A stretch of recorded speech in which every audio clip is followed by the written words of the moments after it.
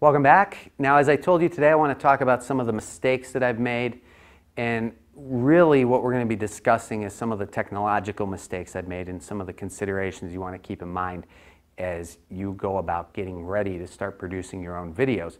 But before I discuss those considerations, I want to discuss with you a mistake, not one that I've made on my own, but one that I know many people do, and it's sort of a mindset mistake that people have.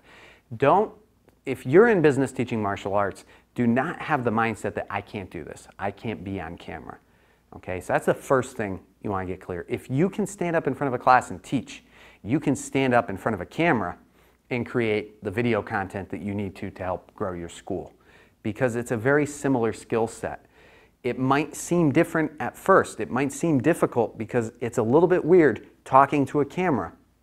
But that's just a comfort thing that you have to develop. If you have the public speaking skills that are necessary to run a successful martial arts school, you have the speaking skills that are necessary, the communication skills that are necessary to create good quality videos. So make sure that you don't make that mistake where that's sort of self-doubt, where you don't believe that this is something you can do. It's certainly something that you can do. It just might be a skill that takes a little time to develop. Okay, so the big mistake really that I want to share with you, and everything revolves around this, it's a technological mistake. Early on in my career, 10 years ago, before we were even on YouTube, we were shooting videos. We were putting together DVDs of review material for our students. And one of the parents was really excited to see that, and then he told me that this is actually what he teaches. He teaches videography. He teaches in school how to actually go about producing videos, everything, the video editing, what equipment to use, etc. And he offered to let me borrow his equipment. And I was stubborn. I said, no, that's good. We can do it on our own. And this isn't even what we were using, but it's very close to it at the time.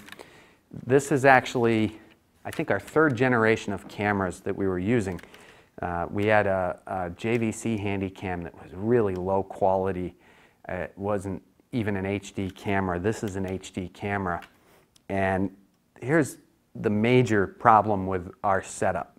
If we were doing a dynamic shot, this is what you would hear if the person tried to pan for the shot. So what I want to do is let's get a shot of our setup right now.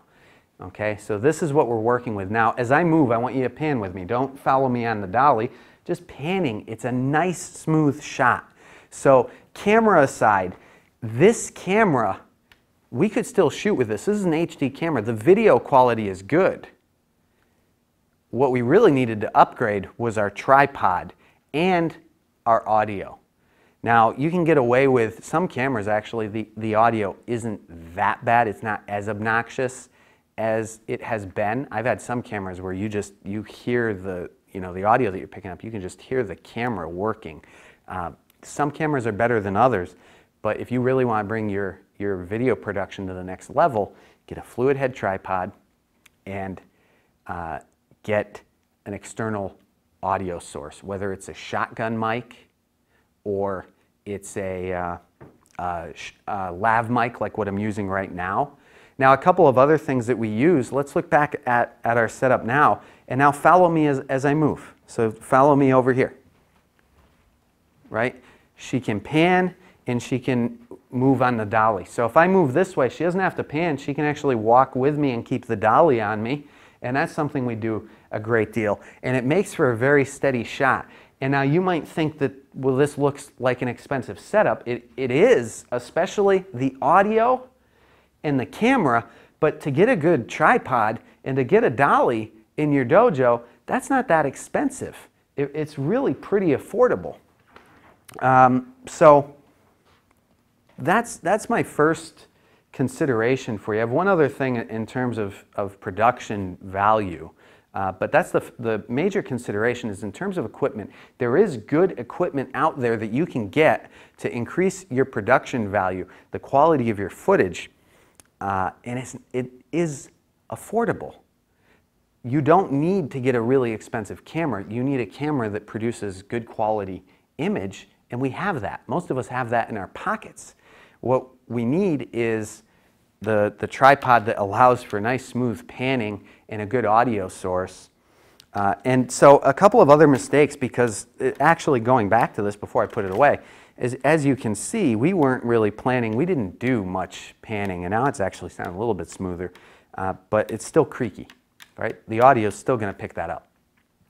We were do basically steady shots, and one of the other mistakes that I made, big mistake, if you're going to do a video, and if you get a student to volunteer to help demonstrate a technique, and many instructors have these videos out online. I have plenty of them, and there's plenty of other videos that I've watched from other schools that I enjoy watching, where we get a student to volunteer in helping us shoot a video, but we don't have a camera person.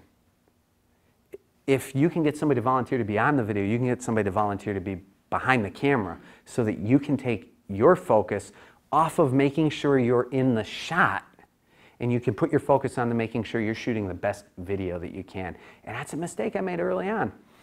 I would just get somebody to help out after class. I'd set the camera up, I'd flip the screen towards me, and then I'd go watch the footage after, and we were off-centered or we were out of the shot.